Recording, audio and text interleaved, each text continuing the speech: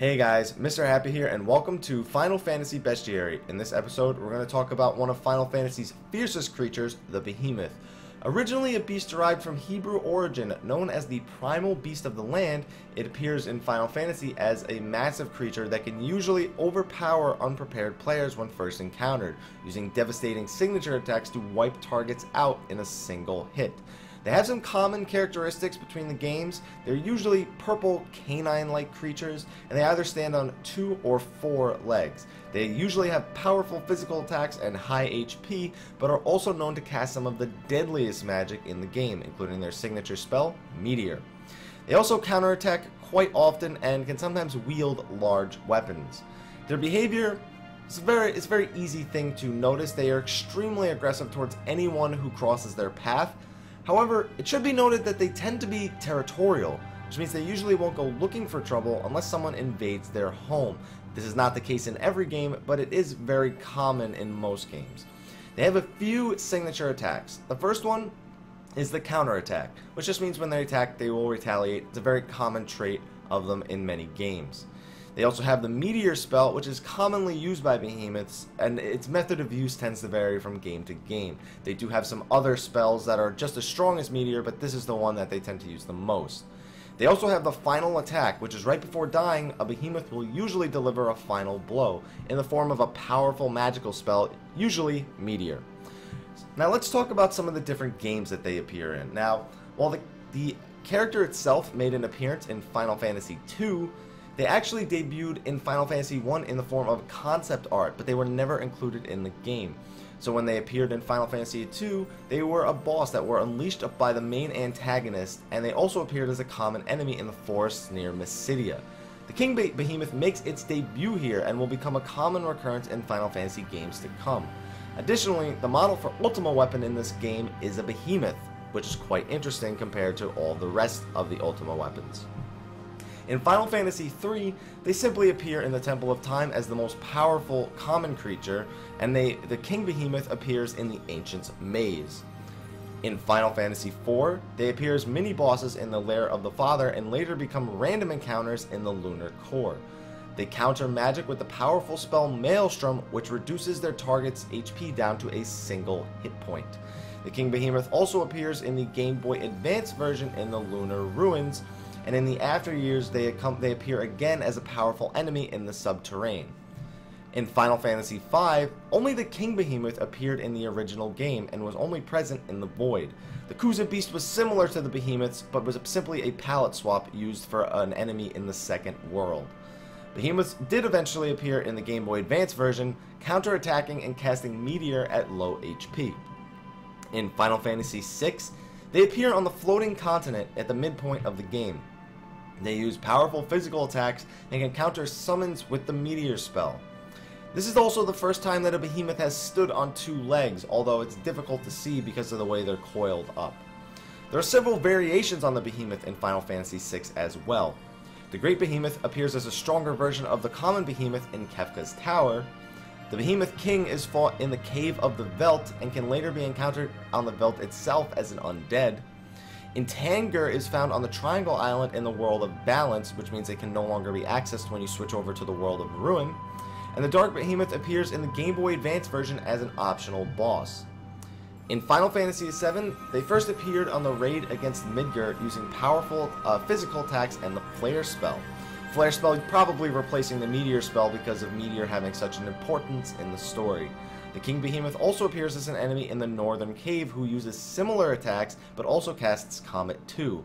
An interesting thing, Vincent's Limit Break, the Galleon Beast, is similar in appearance and attacks to a 2-legged behemoth, which don't appear in the game.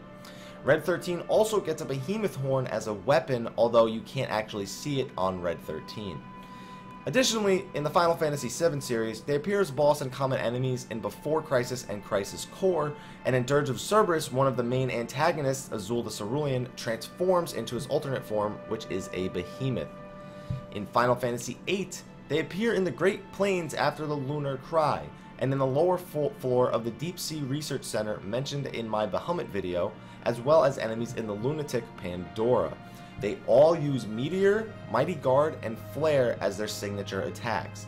The Catapult is one of 8 bosses inside of Ultimecia Castle, locking players' abilities. Now, the Catapult will also be used commonly after Final Fantasy VIII, so prepare to hear that name a lot. It refers to a behemoth-like boss creature. In Final Fantasy IX, the common behemoth appears as an enemy in Memoria and also does appear in other parts of the game. Using their most signature counterattack, including Meteor, they don't really play much more of a role than this. In Final Fantasy X, they appear as 2-legged fiends in Mount Gagazet and Zanarkand. This is the first time that they actually use Thundara as a spell, and the Behemoth King inside Sin counters death with Meteor. The Catapult again appears in this game as an optional boss in the monster arena and is the strongest behemoth in the game. However, this one does not counter death with Meteor, but instead counters death with Ultima. They also appear in 10-2 as a common enemy in the Zanarkand Ruins. However, Humbaba, which is also another version of the behemoth, appears as a boss in the Thunder Plains. Both of these enemies can be found in the Via Infinito optional dungeon. Final Fantasy XI, the behemoth has a much bigger role, though it's still more of a side role. They are a massive enemy in the game, usually taking a number of players to vanquish, and are usually in the form of notorious monsters. During the Great War, they were turned into war beasts by the Beastmen and were used for sieging towns and powerful fortresses. They also appear as a constellation in the sky, said to be on the verge of death by Odin.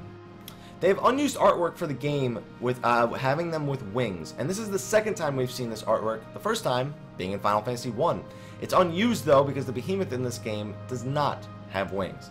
Now, interestingly enough, the behemoth has an entire zone dedicated to them in this game, called the Behemoths Dominion. This area was more feared years ago and has since become obsolete, but I'll go over it when it was in its prime.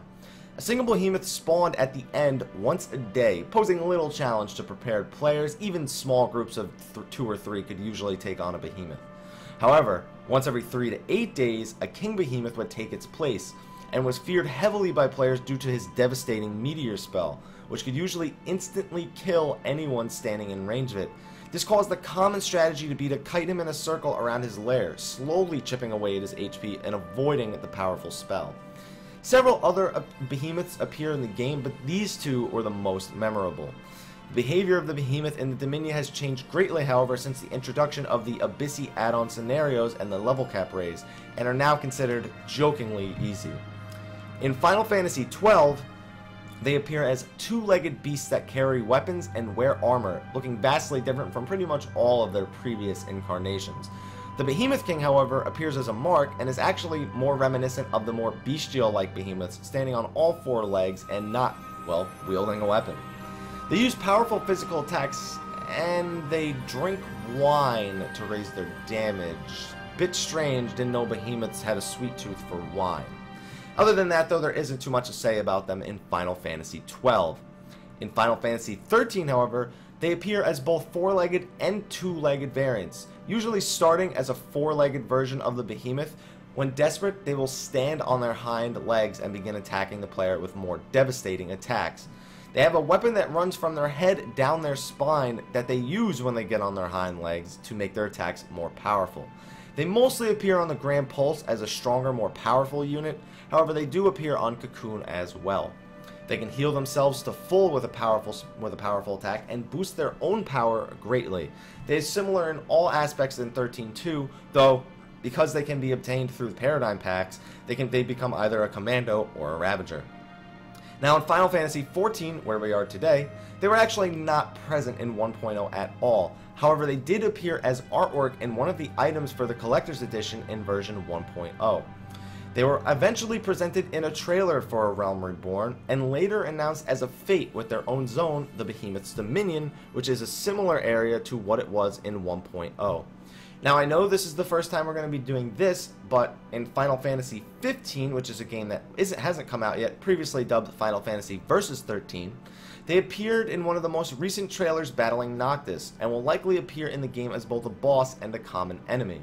I want to give some honorable mentions out there to some of the other behemoth creatures. There are a few out there that have some interesting artwork and appearances. So, Tactics is the first one, where the behemoth's mane is a massive, bright color. I'm colorblind, I want to assume that's blonde though. It's able of instantly killing units around the board, however. In Type 0, they do appear as a very good-looking boss, and in Kingdom Hearts, they are actually a Heartless that have to have their horn attacked to deal damage. Now, with that out of the way, I hope you enjoyed this video. If you did, please like, favorite, subscribe, and share. Also, be sure to follow me on Facebook and Twitter, as well as Twitch if you want to watch some live streaming eventually. And also, you can donate to my YouTube channel to help me get better equipment, or you can donate to gamingforgood.net, which donates money to the Save the Children Foundation, matched by the USAID, and when you donate money on there, you actually get points that you can buy games with. It's pretty cool. But anyway, guys, thank you for watching. I hope you enjoyed this. Until next time, take care.